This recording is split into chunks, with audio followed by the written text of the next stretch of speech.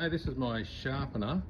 Now, as you can see, I've had it packed away and it's got dust and stuff on it, so I'm going to use a bit of air to give it blow all the dust off it. And I've also, because I don't use it very often, it's only once or twice a year or whatever, I made this little tin and put a rag over the end of the little motor, just so the dust and that don't get down in there and wear it out quicker. So yeah, so I'll give that a bit of a clean up and then I'll set it up for the chain sharp. Right, I'm ready to go.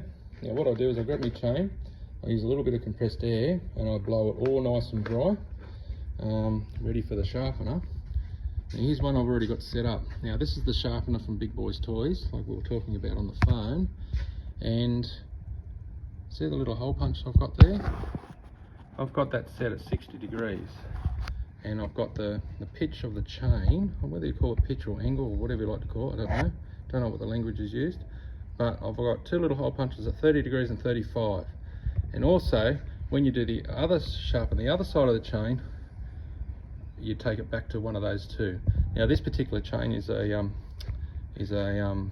full chisel chain, and how you tell it's a full chisel chain, if you have a look at the chain, it's actually a square right angle. A half chisel chain is rounded, and that's the different applications. So full chisel chains for softwoods and green timber. It's a little bit more aggressive when it cuts, and but will dull a lot quicker because it's a very sharp chain. You can actually sort of see the point on it. It's very sharp and round. But when we do the half chisel, I'll actually show you that. So I've marked those, and I know for this type of chain, for my chainsaw, they're the settings for it. Now what I've done, before I start and make, I want to show you, when you bring the machine down, I have it so it's not even touching the chain.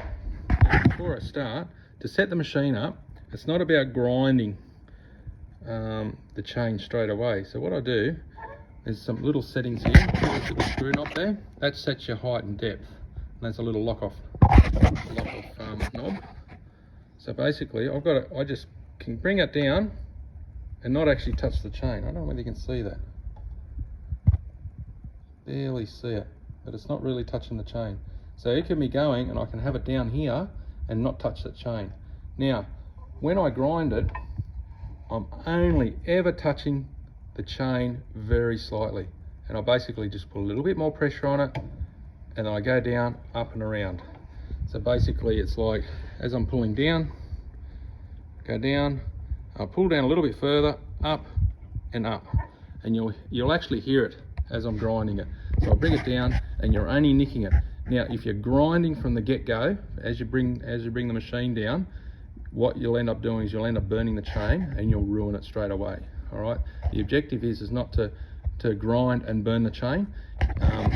You've just got to touch it and bring that edge back.